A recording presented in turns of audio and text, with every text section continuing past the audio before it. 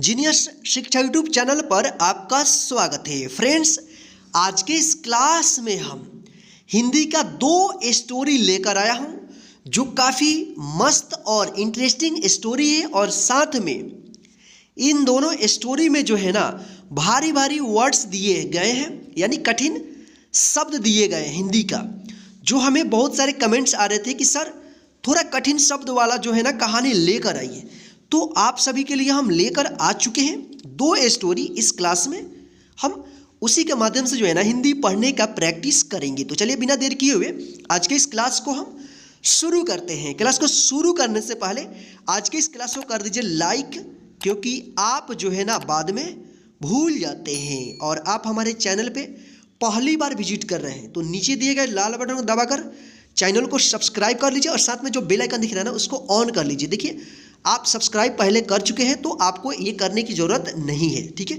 तो आइए हम शुरू करते हैं। तो देखिए यहाँ पे स्टोरी का नाम है, यानी पहला स्टोरी है राजा भोज और सत्य। क्या है? राजा भोज और सत्य। स्टोरी काफ़ी अच्छी है और यहाँ पे जो है ना आप प्रत्येक वर्ड्स को ध्यान से देखिएगा और इसमें जो मात्रा लगा है और कहीं कहीं पे आपको आधे अक्षर वाले भी शब्द मिलेंगे, तो उस आधे अक्षर वाले को आप अच्छे से देख लीजिएगा ताकि आपको जो है ना पढ़ना आ जाए और साथ में हिंदी लिखने का भी प्रैक्टिस हो जाए, ठीक है। तो आइए हम शुरू करते हैं। देखिए, पहले आपको पढ़ना है। पढ़ने का प्रैक्टिस इसी तरह से किया जाता है। पहले आप खुद से पढ़िएगा, ठीक, पढ़िएगा और जब हम पढ़ेंगे तो उसको आप मिलाइएगा, क्या आपने सही पढ़ा है या नहीं पढ़ा है। अगर गलत हो रहा है तो उसको आप ध्यान से पढ़ना सीख लीजिएगा, ठीक है। तो पहले आप पढ़िए। अब यहां पे देखिए, एक दिन राजा भोज गहरी निंद्रा में सोए हुए थे।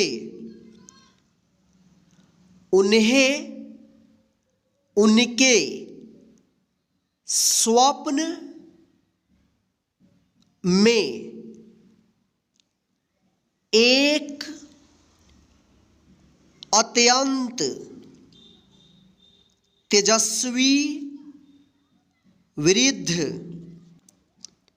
पुरुष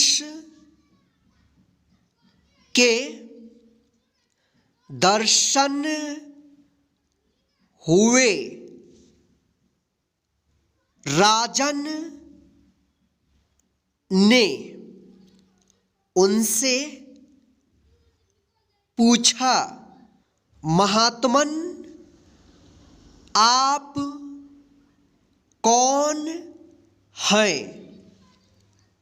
वृद्ध ने कहा, राजन मैं सत्य हूँ और तुझे मेरे कार्यों का वास्तविक रूप दिखाने आया हूँ। मेरे पीछे पीछे चल आ और अपने कार्यों की वास्तविकता को देख।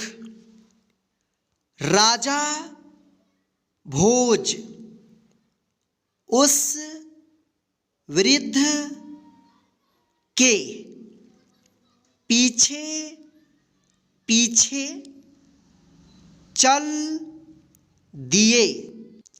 राजा भोज बहुत दान पुण्य यज्ञ व्रत तीर्थ कथा कीर्तन करते थे। उन्होंने अनेक तालाब, मंदिर, कुएं, बगीचे आदि भी बनवाए थे। राजा के मन में इन कार्यों के कारण अभिमान आ गया था। वृद्ध पुरुष के रूप में आए सत्य ने राजा भोज को अपने साथ उनकी कृतियों के पास ले गए। वहाँ जैसे ही सत्य ने पेड़ों को छुआ, सब एक एक करके सूख गए।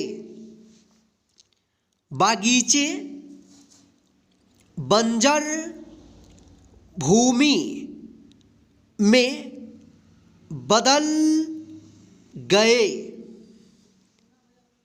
राजा इतना देखते ही आश्चर्यचकित रह गया। फिर सत्य राजा को मंदिर ले गया। सत्य ने जैसे ही मंदिर को छुआ, वह खंडहर में बदल गया।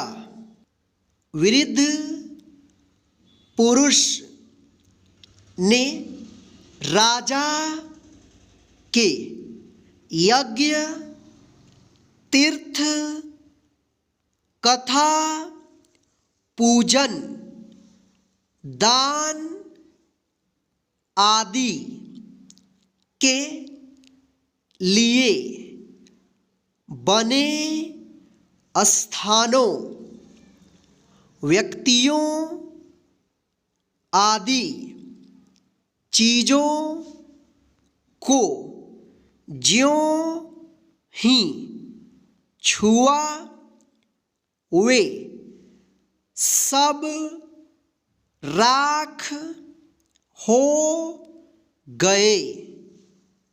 राजा यह सब देखकर विक्षिप्त सा हो गया।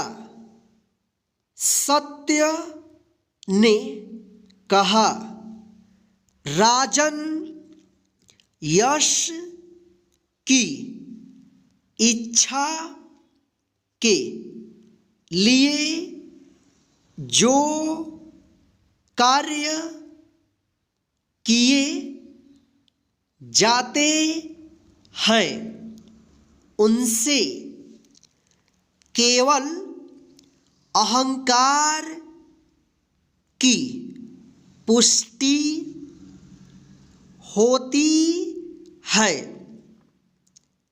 धर्म का निर्वहन नहीं, सच्ची सद्भावना से निस्वार्थ होकर कर्तव्य भाव से जो कार्य किए जाते हैं उन्हीं का फल पुण्य के रूप मिलता है और यह पुण्य फल का रहस्य है।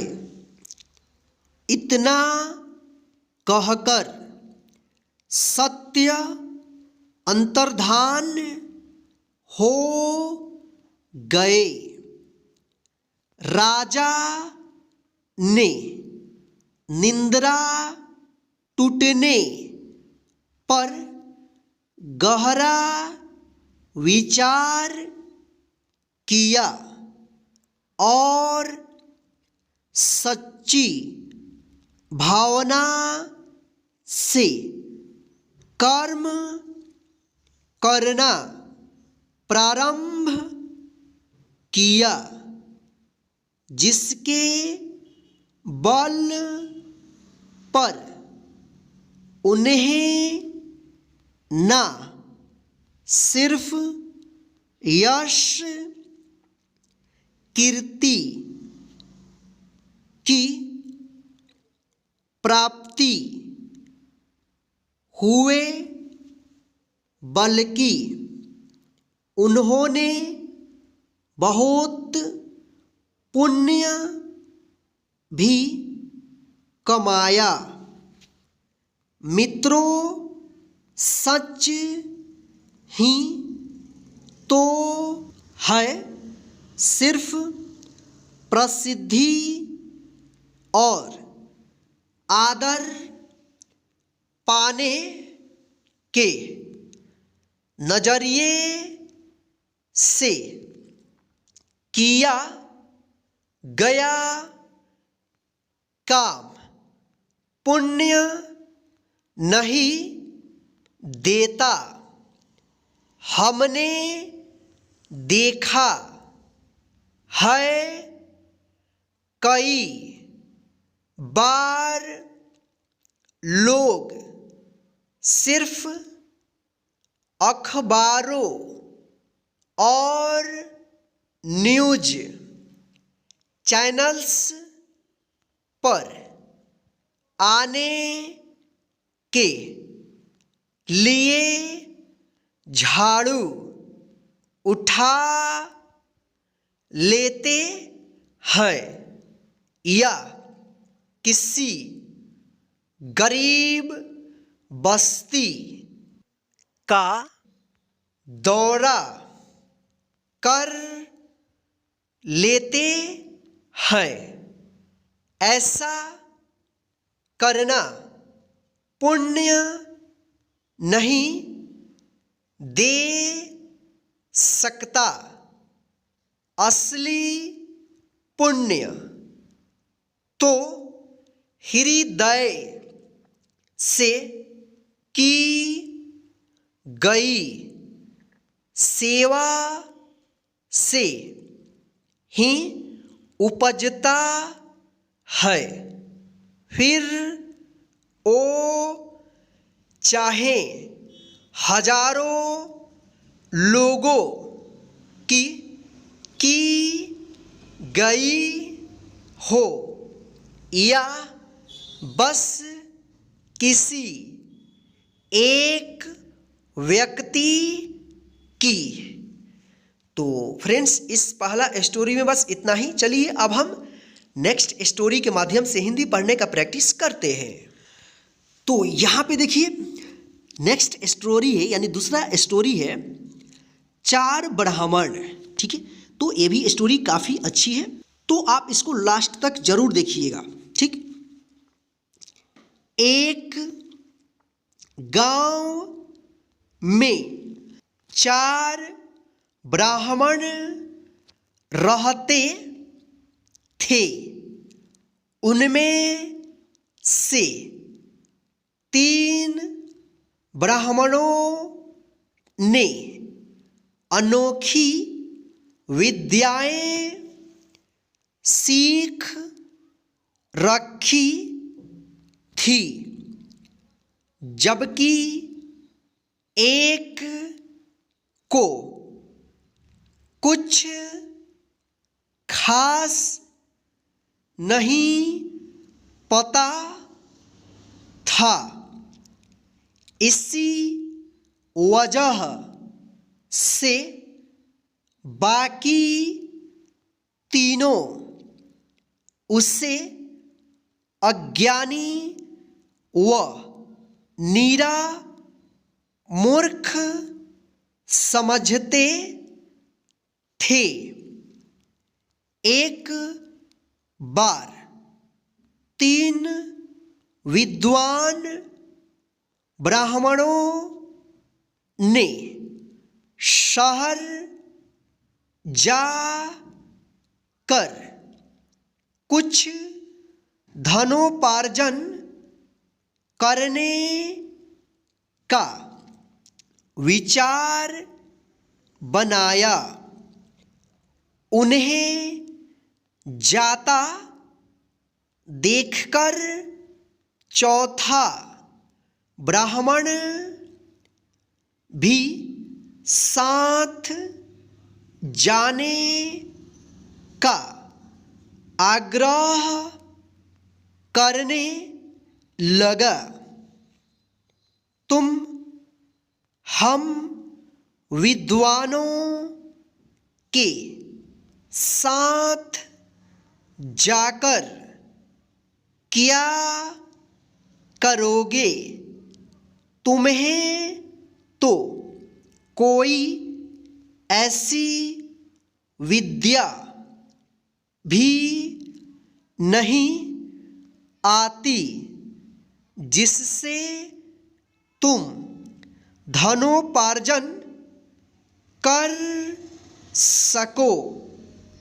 जाओ, लौट जाओ। तीनों ने उसे लगभग डांटते हुए कहा, मैं तुम लोगों के काम कर दिया करूँगा। कृपया मुझे ले चलो। चौथा ब्राह्मण आग्रह करते हुए बोला, काम कराने की लालच में सभी उसकी बात मान गए और वो भी साथ साथ चल पड़ा।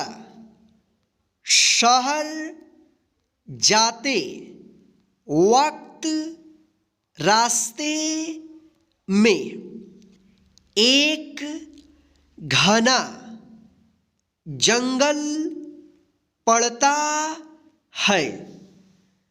चलते चलते उन्हें एक जगह ढेर सारी हड्डियाँ बिखरी दिखाई पड़ती हैं। सभी वहीं रुक जाते हैं और इस बात को ले कर विवाद हो जाता है कि यह हड्डियाँ किस जानवर की है। तभी एक ब्राह्मण बोलता है, चलो बेकार की बहस बंद करो, मैं अभी अपनी तंत्र विद्या से इन हड्डियों को जोड़ देता हूँ और देखते देखते एक शेर का कंकाल तैयार हो जाता है।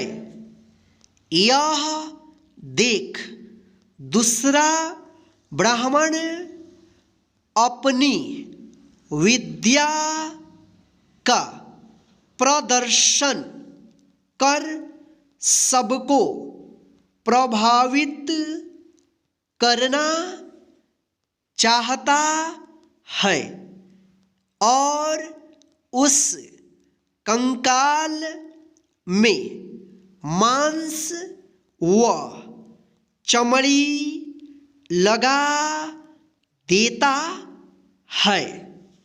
अब भला तीसरा ब्राह्मण कहाँ पीछे रहने वाला था। वह हंसते हुए बोला, तुम सब ये क्या बचकानी हरकतें कर रहे हो।